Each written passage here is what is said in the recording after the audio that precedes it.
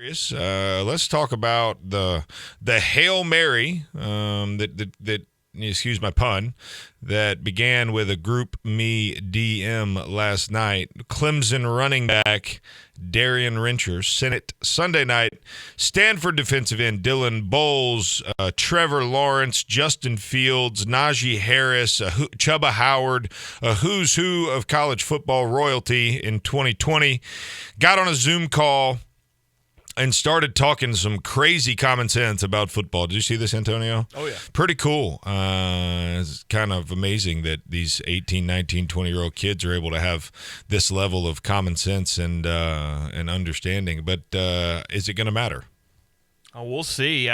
So it all started with the MAC canceling and pushing, hopefully, maybe till the fall, and the Big Ten immediately wanted to follow suit. That was the breaking news over the weekend, and the Power 5 commissioners, so the Power 5 commissioner from the SEC, the Pac-12, the Big 12, the Big 10, and the ACC all met in an emergency meeting yesterday, and from what we understand from the meeting is that the Big 10 wants to cancel their season, push it to the spring, and they hope that the other conferences will want to follow suit, which is really funny if you think about it, because back before all these conferences started going to conference only, the Big Ten, the SEC and everybody said they wanted to make that announcement together. And the Big Ten said, you know what, we're going to go ahead and make the jump, forget everybody else, and they made that jump. And now the conference that made that jump and left everybody hanging wants everybody to join hands and say, hey, let's do this together. And I don't think they'll probably be able to get the Pac-12 to jump in, because that's the West Coast, that's California and all that stuff, a bunch of schools from out that direction.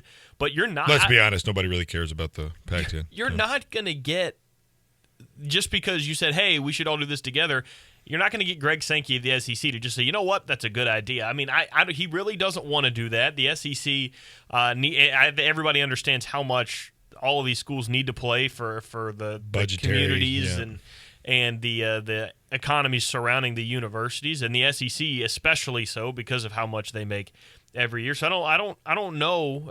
My gut tells me that the SEC is going to still try to find a way to try and play, but it looks like college football is right now in jeopardy for the fall.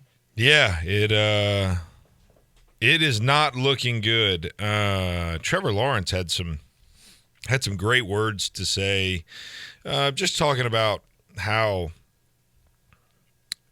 players, like the college football that they have is all they have in a lot of cases, and it's the only health care. It's the only access to health care they have. It's the only access to meals that they may have. It's the only chance they have at being truly socially distant and being, with some semblance of medical oversight and safety.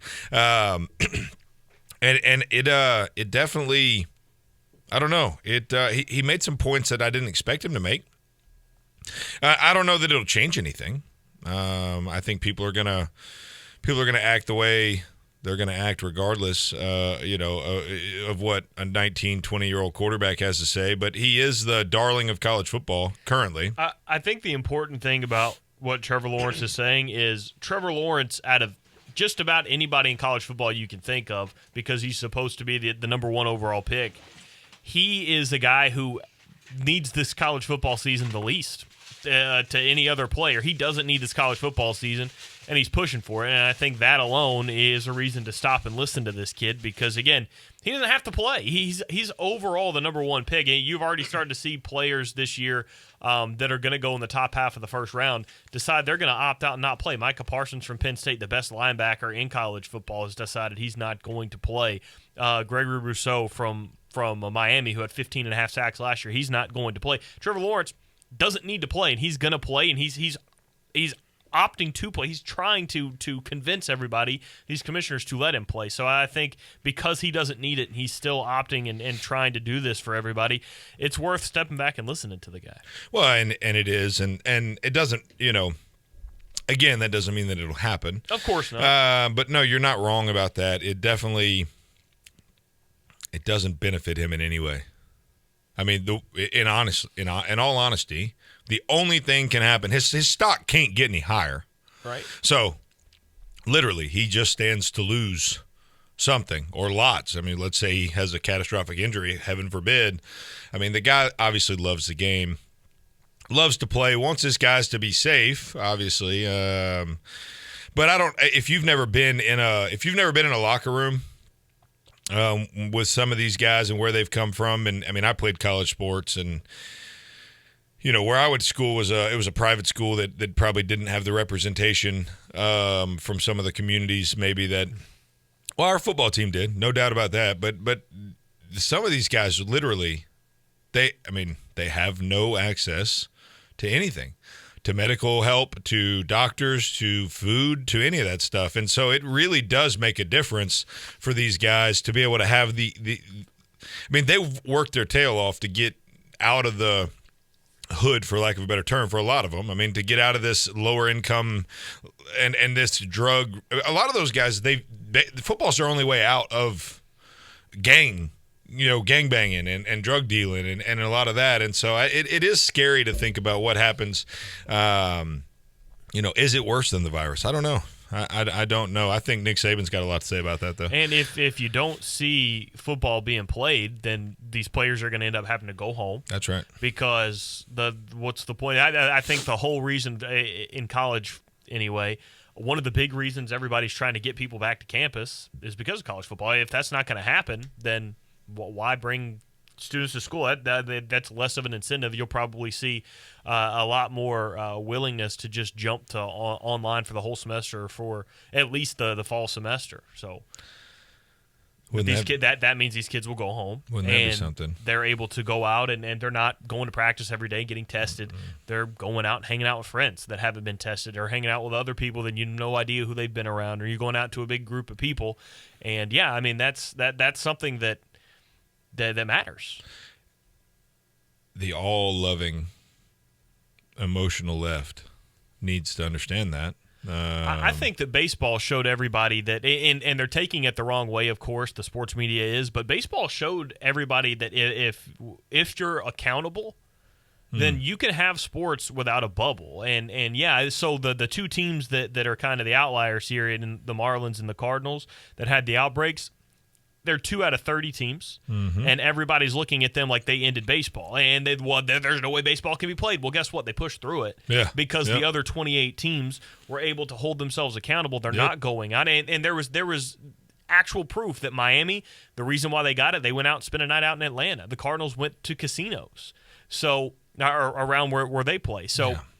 Now, wait a minute. You mean to tell me if I get out there running around with a bunch of strangers, I don't know, in a bar, in a club, in a whatever, that I might get something and expose the rest of my team to it? Well, of course you might. Right, and that's the thing. So no one wants to go to a bubble, and I think the NBA knew that was the only way they were going to do it, because you can't hold their players. Look what Lou Williams did. Lou Williams got clearance to go to a funeral and was caught at a strip club. And tried to say he only went there for the food, but the stripper said, he tipped well that night. So